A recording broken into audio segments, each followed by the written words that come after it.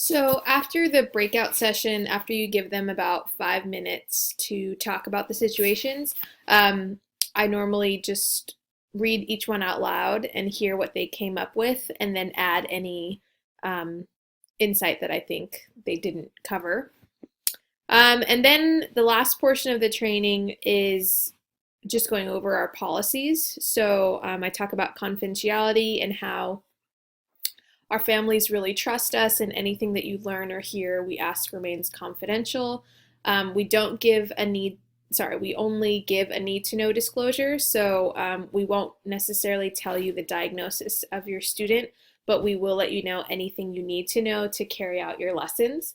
So, for example, we wouldn't say, your child is living with cancer. We would say something like, your child is using a walker, or your child has limited mobility in their right hand, anything that you need to know, any basic information.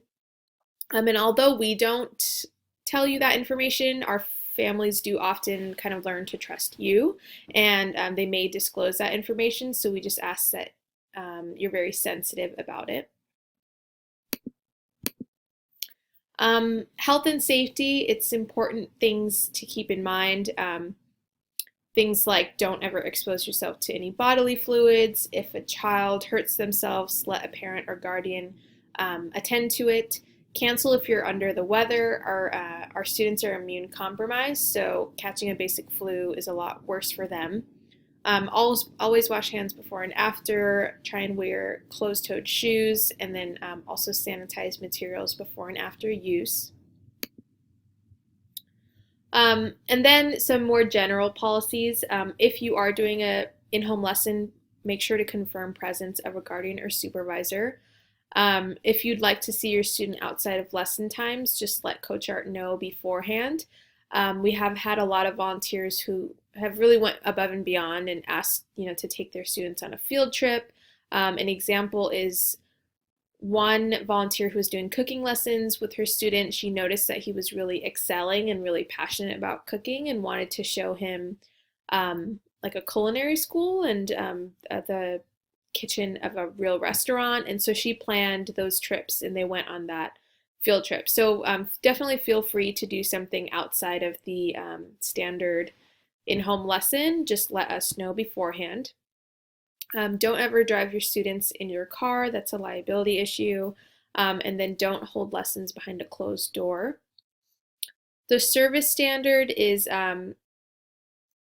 we are now asking that our volunteers serve at least 8 hours a year. And that's mainly because we want to make sure that everyone, currently still signed up with Coach Art is still interested in volunteering. So if we see that you're not volunteering at all during the year, then we would inactivate you at that point. And then I just talk a little bit about communicating, and make sure there's always an open flow of communication between you and the family, and you and us. And then just how important volunteer surveys are, and how the feedback from volunteers is so important to make us continually improve our programs. And then the dress code, all of Coach Art events, we ask that you wear a Coach Art t-shirt, which you give to them at the end of the training. And the only time you would not wear a shirt is if it's a special fundraising event or something like that, where you would dress more nicely. And then for in-home lessons, you only need to wear your Coach Art t-shirt maybe on the first week, just to make sure they know that you're from Coach Art. And then outside of that, you can wear your regular clothes.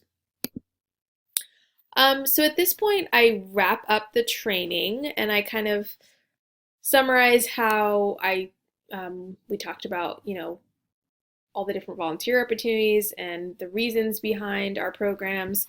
And then I just kind of sum up with some of these items here. And I emphasize how the main reason that we are doing what we're doing is to connect these kids to a supportive community. And that, once you're at our events, you will see that that's there, and that the families, the parents usually stay after the event has closed to continue talking with the other parents. And the kids live all across the Bay Area, but they have play dates with each other and have become really good friends. And that the volunteers, seeing each other they've created friendships as well, and that we have volunteer mixers and volunteer appreciation night for them to kind of bond as well. So I just talk a lot about that and emphasize how we're not trying to create professional athletes or artists. We're really here to just provide these kids with an outlet and a form of expression, and something that can be fun and make them happy.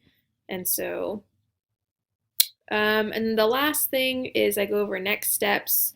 So I ask them to fill out the background check on our iPads, which cost $13, and we ask that the volunteer covers that cost. And if they are unable to pay that amount, they can fill out a waiver and Coach Art can pay for them.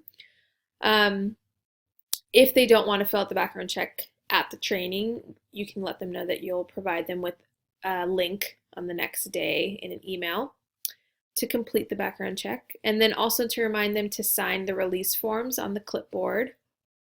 And then tomorrow we'll follow up with them and we'll email them the volunteer handbook, and then also add them to the monthly volunteer newsletter. And then I just wrap up and ask if they have any questions, and I thank them for coming and taking the time to come, and how excited I am to have them start volunteering.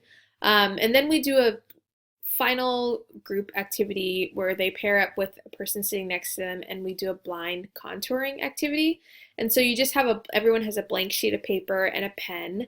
And then I ask them to draw their partner without looking at the paper, without looking at their pen, and just staring into the person's eyes and just drawing a portrait of their partner, and not lifting the pen.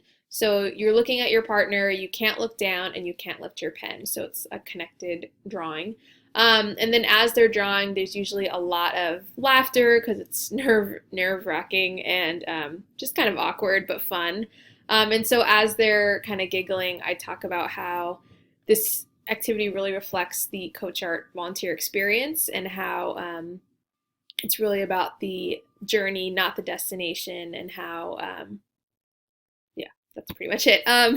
And so I kind of talk about more about that experience. And then that's it. And then you just hand out the Coach Art t-shirts and collect all the applications, and then you're all good.